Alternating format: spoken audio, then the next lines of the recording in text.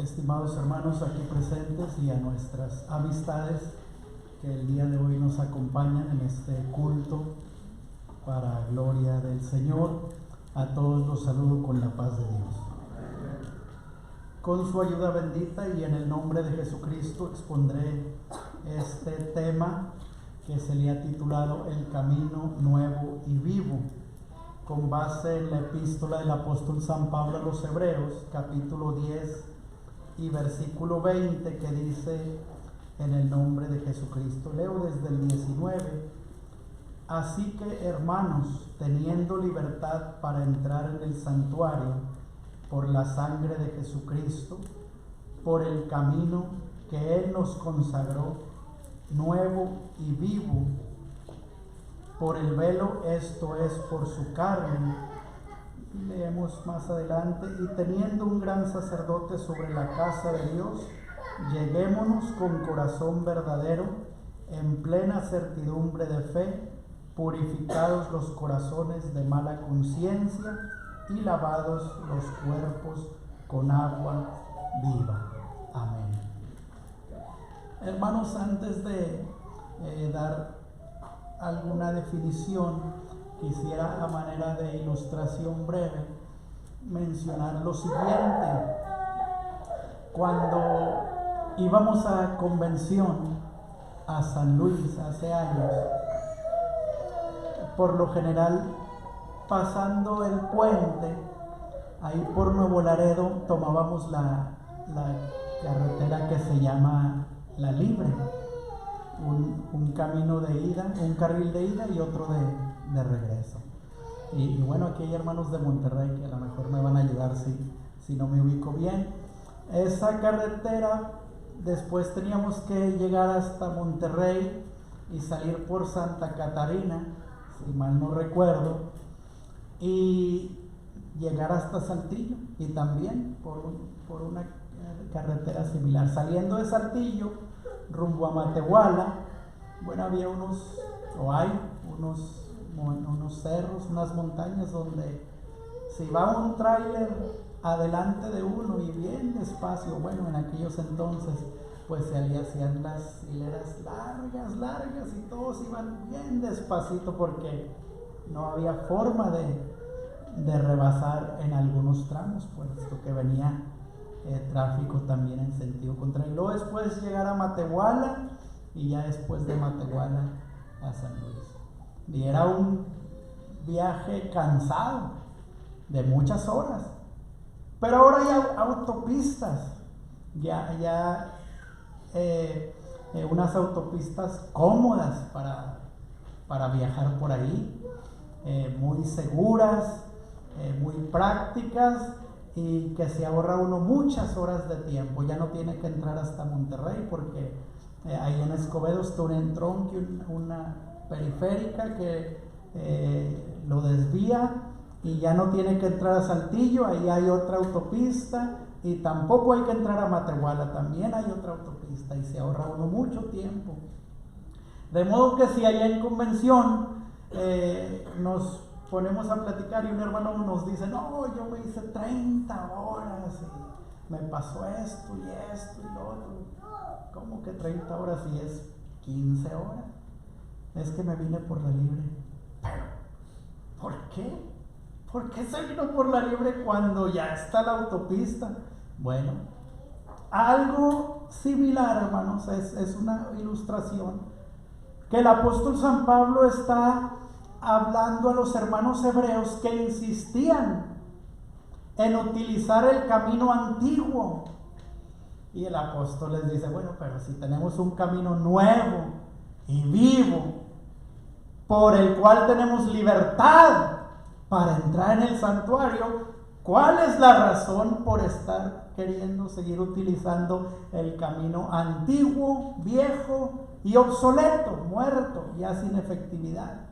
Y por eso es que les escribe estas razones, para hacerles ver la gran diferencia de lo que ahora por Cristo habían recibido en comparación a lo que tenían antes. Un camino, en lo que nos ocupa en esta ocasión, es una vía o un medio. ¿Para qué? Para allegarse a Dios. Ese era el propósito. Una vía, un medio para allegarse a Dios.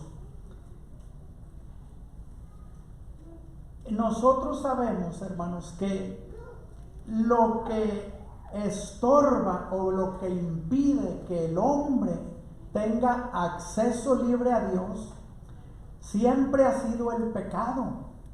Esa ha sido la barrera. Como el profeta Isaías lo menciona hablando al pueblo de Israel, mas vuestras iniquidades han hecho división entre Dios y vosotros, entre vosotros y vuestro Dios. Al principio no había ese problema, porque el hombre fue creado a imagen y semejanza de Dios y tenía plena comunión con Dios.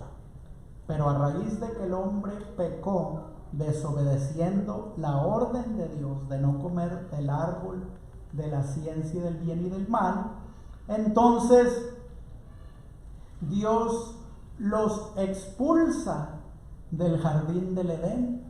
Pero no olvidemos que dentro del jardín también había un árbol que se llamaba el árbol de la vida, que le garantizaba al hombre vida eterna.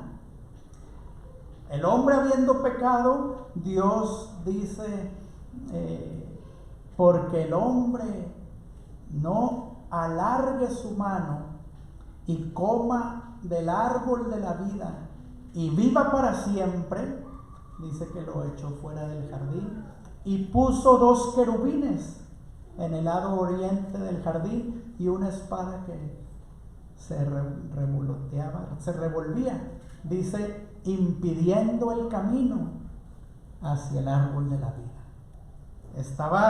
No fue la espada lo que vino a propiciar ese impedimento, fue el pecado. Fue por causa del pecado que quedó obstaculizado el acceso al árbol de la vida. Ahora, sí hubo una manera que el hombre tenía acceso a Dios, y el apóstol San Pablo lo menciona, aunque estaba físicamente imposibilitado para tomar del árbol de la vida y vivir para siempre. El apóstol San Pablo y las Sagradas Escrituras nos dicen que algunos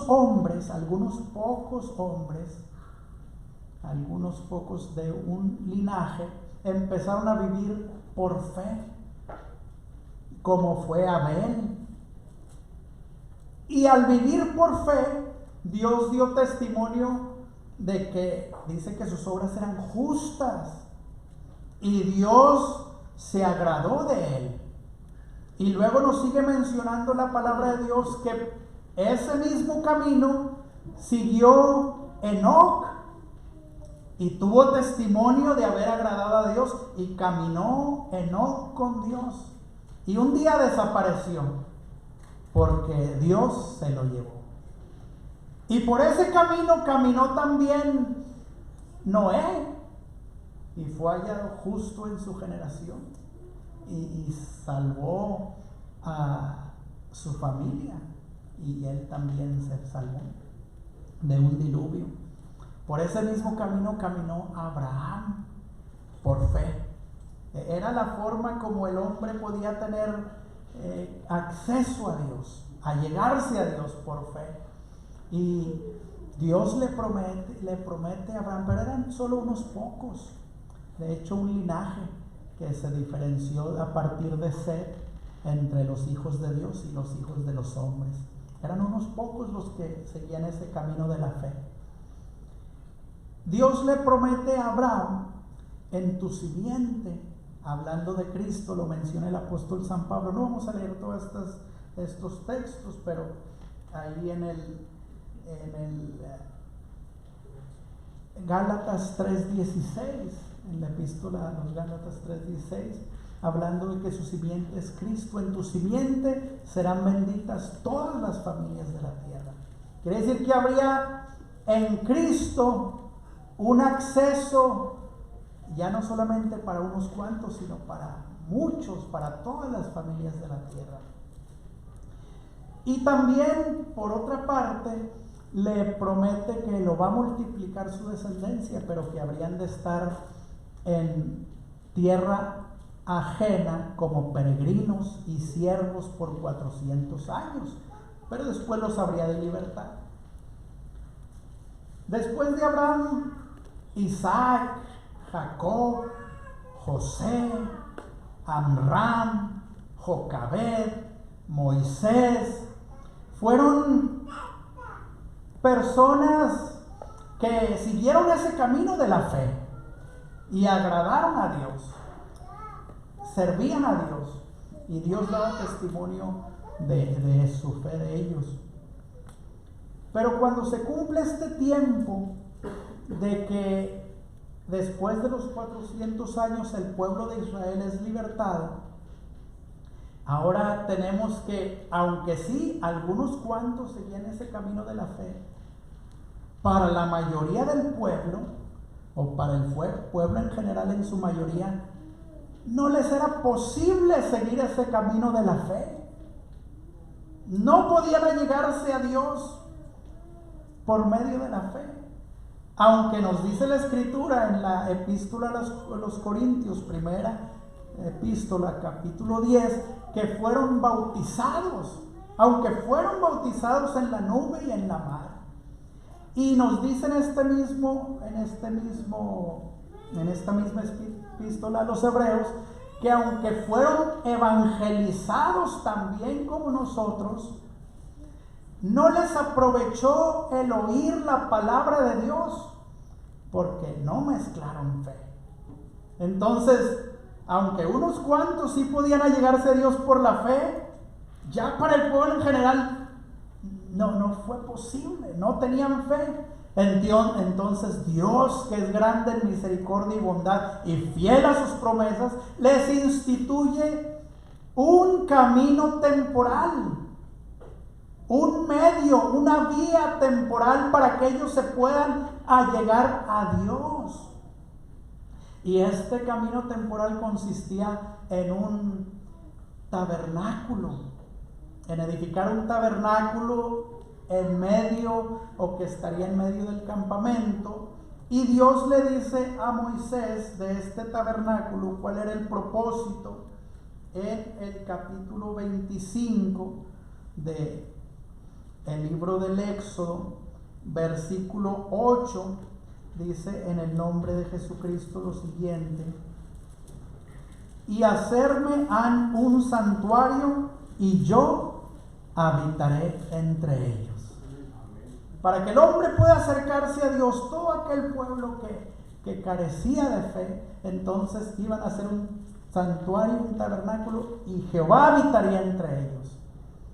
Y este tabernáculo, en su interior, dividido en dos partes por un velo, tenía en el espacio de más adentro, que se le llamaba el lugar santísimo, un arca, la cual se le llama el arca del testimonio. En el lugar santo estaba el candelero de oro, estaba la mesa de los panes de la proposición, y estaba también el altar del incienso. Y allá en el lugar santísimo estaba esta arca de oro. Y David menciona sobre esta arca, solamente para que veamos qué fue lo que Dios hizo, el medio, la vía para que el pueblo se pudiera acercar a él.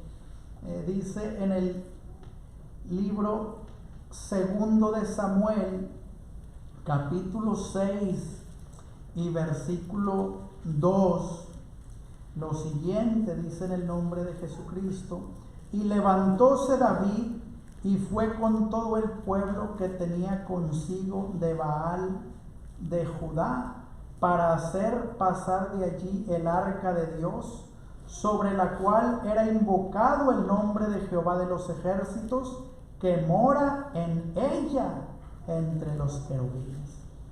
Entonces este camino que Dios les provee al pueblo consta de un santuario para habitar entre ellos y de un arca que, como dice David, Jehová mora en ella entre los querubines. Y el asunto del pecado, porque no olvidemos que el pecado es lo que trunca el acceso para con Dios, les provee una serie de sacrificios para que el pueblo o el pecado del pueblo fuera expiado por la sangre de estos sacrificios, como ya se nos explicó en el primer mensaje. Y en esa festividad anual, el sumo sacerdote entraba solamente un día al año, en el día de las expiaciones, entraba al lugar santísimo, detrás del velo donde estaba el arca, que dice David, donde mora Dios en medio de los querubines. Y entraba al arca para presentarse ante Dios, trayendo la sangre que había sido derramada en expiación por los pecados del pueblo. Y ese era el camino que tenían ellos.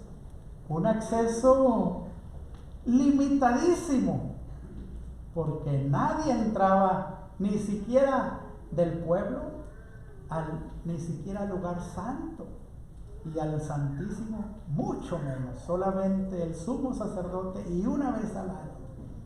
Y este fue el camino que ellos tuvieron durante todo su peregrinar en el desierto rumbo a Canaán, y todo el tiempo que estuvieron ya después que se instalaron en la tierra prometida. Nos dice la Escritura que pasaron 480 años aproximadamente. Bueno, eso es lo que dice la Biblia, literalmente 480 años con este tabernáculo, con esta tienda movible. Y nos dice la Escritura en el primer libro de los Reyes, capítulo 6. No olvidemos lo que dice el apóstol San Pablo en el contexto, que ahí en esa arca había tres cosas. No leímos todo el contexto ahí de Hebreos, pero en el arca había tres cosas. Había las dos tablas de la ley adentro de esa arca, las dos tablas de piedra donde se encontraban los mandamientos. Había una urna de oro que contenía una porción del maná con el que Dios alimentó al pueblo de Israel durante su peregrinar. Y había una vara que había pertenecido a Aarón, y que en un milagro, en un testimonio de Dios para testificar que lo había elegido a él, esta floreció. Esas tres cosas estaban en el arca: el maná, las tablas de la ley y la vara de Aarón. Y así caminaron ellos, dijimos, con este tabernáculo movible. Estuvo en Siloé, estuvo en casa de Abinadab, el arca estuvo en casa de Obed-Edom, después fue traída a Jerusalén. Pero nos dice la Escritura en el capítulo 6 del libro de los Reyes, primero versículo 1, dice: y fue en el año 480 después que los hijos de Israel salieron de Egipto, en el cuarto año del principio del reino de Salomón sobre Israel, en el mes de Sif, que es el mes segundo, que él comenzó a edificar la casa a Jehová. Y nos dice en el versículo 38: y en el 11º año, en el mes de Bul, que es el mes octavo, fue acabada la casa con todas sus pertenencias, y con todo lo necesario edificóla pues en 7 años. 480 años después, ese tabernáculo fue reemplazado por un templo que hizo Salomón. Pero tenía el mismo propósito, tenía la misma función. La única diferencia es que ya el arca ya no tenía esas 3 cosas. El arca ya no tenía el maná, y el arca ya no tenía la vara que había reverdecido. Así nos dice la Escritura, y en el capítulo 8 de este mismo libro de los Reyes, versículo 9, dice en el nombre del Señor: en el arca ninguna cosa había más de las 2 tablas de piedra que había allí puesto Moisés en Horeb, donde Jehová hizo la alianza con los hijos de Israel cuando salieron de la tierra de Egipto. ¿Qué habría pasado con ellas? Pues no lo sabemos, pero sí sabemos que el arca fue un tiempo llevada con los filisteos. Bueno, no entraremos en esos detalles. Mencionamos esto, hermanos, porque el apóstol San Pablo, en el contexto donde estamos considerando este mensaje, habla de todas las cosas que habían en lugar en el tabernáculo, en el santuario. Pero lo importante, hermanos, es que este medio o este camino o esta vía que Dios puso para que el pueblo se pudiera acercar a Dios tenía sus, pues, muchas limitantes. Aún así tenían todo, podemos decirlo. Aún así no les faltaba nada. Dios realmente los acompañó, fue con ellos, estuvo con ellos en todo momento. Dios les fue propicio en todas las cosas, Dios los bendijo. Sin entrar más en detalles, el pueblo, sí es cierto que en un tiempo se menospreció este camino, y Jehová les manda a decir: paraos en los caminos y mirad y preguntad por las sendas antiguas cuál sea el buen camino, y andad por él y hallaréis descanso para vuestras almas.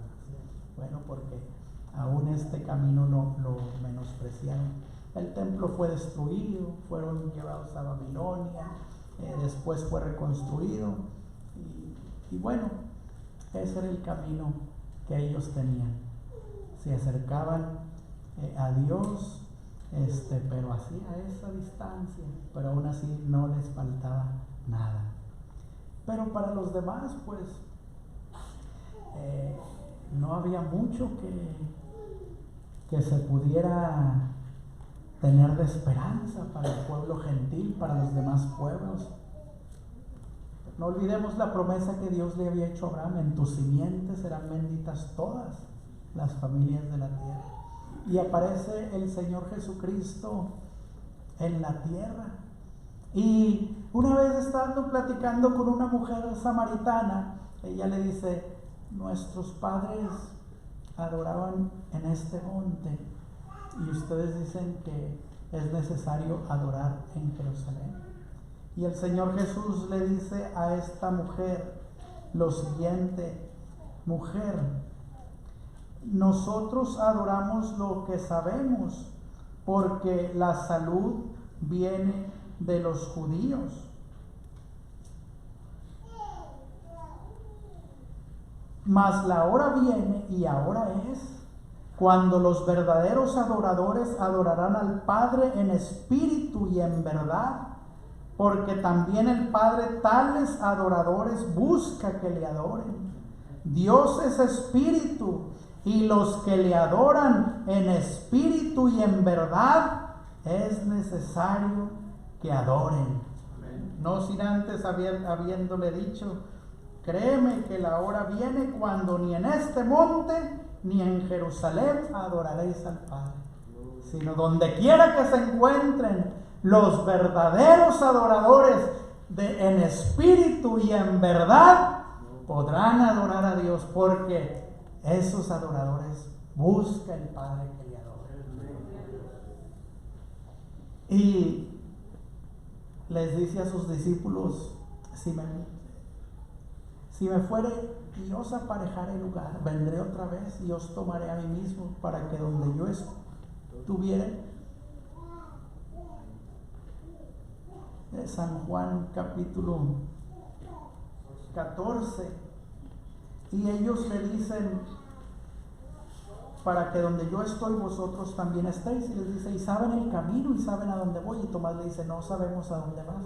¿Cómo podemos saber el camino? Yo soy el camino y la verdad y la vida, y nadie viene al Padre sino por mí. Estaba el nuevo camino, pero hacía falta, ya estando establecido el nuevo camino, entonces lo único que hacía falta era expiar el pecado de la humanidad, para que ese impedimento quedara destruido y tuvieran vía libre a Dios. Y entonces, como ya se nos explicó, el Señor va a ofrecer su vida en expiación por todo el género humano, derramando su sangre. Y los evangelistas nos dan testimonio que, habiendo exclamado a gran voz, hubo un gran terremoto y el velo del templo se rompió de arriba abajo, quedando así descubierto el lugar santísimo, el camino nuevo y vivo por Cristo, por el velo que es su carne, la cual fue rasgada conforme a lo que dice el profeta Isaías. Su carne, dice, herido fue por nuestras rebeliones, molido por nuestros pecados. Y ahora, por el sacrificio de Cristo, se establece un nuevo camino para que podamos con toda libertad allegarnos a la presencia de Dios. ¿Por qué seguir usando el camino antiguo? Le dice el apóstol San Pablo: ¿por qué? Si ahora tenemos un camino nuevo y vivo por Cristo Jesús. Estimados hermanos, para nosotros, aunque hubiera muchas cosas que declarar, pero pudiéramos reflexionar sobre esto. Si aquellos de la antigüedad en ese camino temporal encontraron tantas bendiciones de Dios como Ana, aún y con sus limitaciones, aún y que no podían entrar, no podían entrar al tabernáculo, aunque pudieran estar solamente en los pilares o en los atrios, Ana se allegó y derramó su alma delante de Jehová, y Dios le concedió lo que pedía. Si aquellos que con toda devoción iban a alguna de aquellas 3 festividades a las que debían acudir, como lo dice el Salmo 84, un templo para todo el país, un templo, un solo santuario, y desde donde ellos estaban tenían que acudir allí, porque era lo que había. Era el camino para llegarse a Dios. Y dice: atravesando por el valle de Baca, pónele por fuerte cuando la lluvia llena los estanques, y irán de fortaleza en fortaleza, pero con la esperanza de ver a Dios en Sión, aunque no pudieran entrar. Por eso dice más adelante: mejor me es un día en tus atrios que 1000 fuera de ellos. Escogería un día estar a la puerta de tu casa que habitar en las moradas de maldad. En los atrios, en la puerta. Y ahora nosotros tenemos libertad para entrar a la presencia de Dios. Y tenemos un sumo pontífice que se compadece de nuestras necesidades, al cual tenemos que acercarnos con toda libertad para alcanzar de él misericordia y el oportuno socorro que nos falta. Por eso el apóstol San Pablo, el mensaje que les da es: alleguémonos con corazón verdadero y lavados cuerpos y nuestro corazón de limpia conciencia, y termina diciendo, no dejando nuestra congregación, como algunos tienen por costumbre. Hermanos, qué grande bendición tenemos. Al Señor sea la gloria, la honra, la adoración por toda la eternidad. Dios bendiga. Dios